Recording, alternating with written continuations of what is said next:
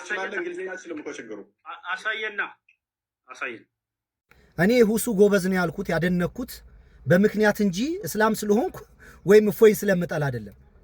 እኔ ሰው አልጠላም። ለምን እጠላለሁ? ምን አድርጎኝ? እምቃወመውም እምተቸውም የሚያነሳውን ሐሳብ እንጂ እፎይ ጋር ምን የተለየ ጥላቻ አለኝ? ለምንድን ነው የምጠላው? እፎይ ልጠላው አልችልም። የመጥላትም ሐሳብም የለኝም። የሚያነሳው ሐሳብ የሚገለጥበት ባህሪ ግን ቶታሊ ትክክል አይደለም ነው። ሁሱ ጎዶሎ የለበትም እያልኩ አይደለም። ፐርፌክት ነው እያልኩ አይደለም። ግን የእፎይ ፍላጎቱ ምንድነው? ግርግር በመፍጠር ይሄ የሚጠቀማቸውን ስድ የሆኑ ቃላቶች በማውጣት ልጁ ተበሳጭቶ ስሜታዊ ሆኖ እንዲወጣ ነበር የፈለገው። ልጁ ኢማኑ ትግስቱ ይወልደዋል እኮ በቃ በፈለገው መንገድ። አሁን እንግሊዘኛ ትችላለህ አትችልም ይባላል። እንግሊዘኛ እኮ እውቀት አይደለም፣ ቋንቋ እኮ ነው ብራዘር። ቋንቋ እኮ ትለምደዋለህ ትረሳዋለህ። እኔ አሁን አፋረኛ እናገር ነበረ፣ እሰማለሁ፣ አዳምጣለሁ፣ እናገራለሁ።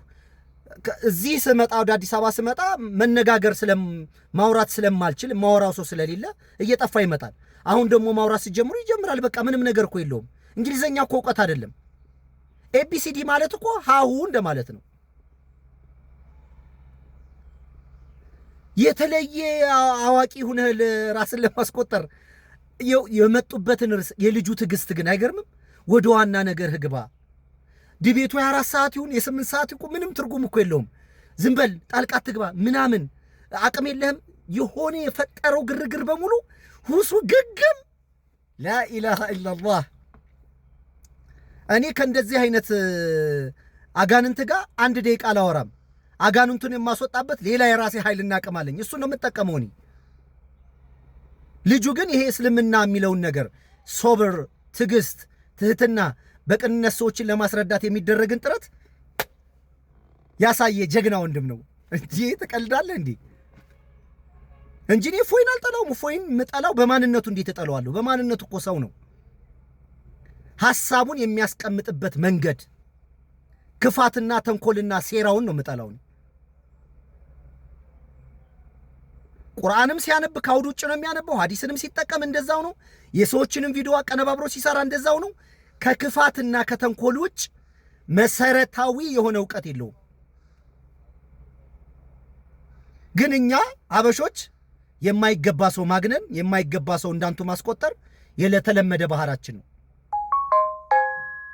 እንጂ ሁሱ እንዲ በቃ እስቲ ሌላ አወያይ በጣም ጤነኛ ስርዓት ባለው መንገድ የሚያወያያቸው ሰው ተገኝቶ ቢወያይ 1 ደቂቃ አይቆይም። እፎይ 1 ደቂቃ ማለት ነው። ከዛ ግርግር ፈጥሮ ይወጣል። ምንድነው ግን ዝም ብዬ በማታ የታዘብኩት ሰው ድብድብ ይወዳል፣ ጩኸት ይወዳል፣ ድብድብ ይወዳል፣ ግርግር ይወዳል፣ ሁካታ ይወዳል። ለበጎ ነገር ለቁም ነገር ስርዓት ላለው ትምህርት 1 ደቂቃ የመታገስ የሌለው ሀበሻ በተለያየ ቤት 70 ሺህ 20 ሺህ አንዱ ቤት ስትሄዱ 10 ሺህ እኛም ስንዞር አመሸን። በየቤቱ አንዱ ቤት ሊጀምሩ ነው ሲሉ እዛ ስንሄድ ስንንጦለጦል አመሸን። ማታ ስንዝረከረክ ማለት ነው። እንደምንም ብሎ ተያይዶ ግን በተገኘው አጋጣሚ ሁሱ ማድረግ የሚገባውን ነገር አድርጓል ብዬ አምናለሁ። እና ሀበሻ ይጠብቃል በትዕግስት በቃ ሰው ሲሰዳደብ ሲጫጫህ ለማየት። እኔ እንደፈራሁትም እንዲያውም አልሆነም። ከዛ በላይ በጣም ስድብ፣ ግርግር፣ ጩኸት ይሆናልና ተበታትነው ይሄዳሉ ብዬ ነበር ያሰብኩት።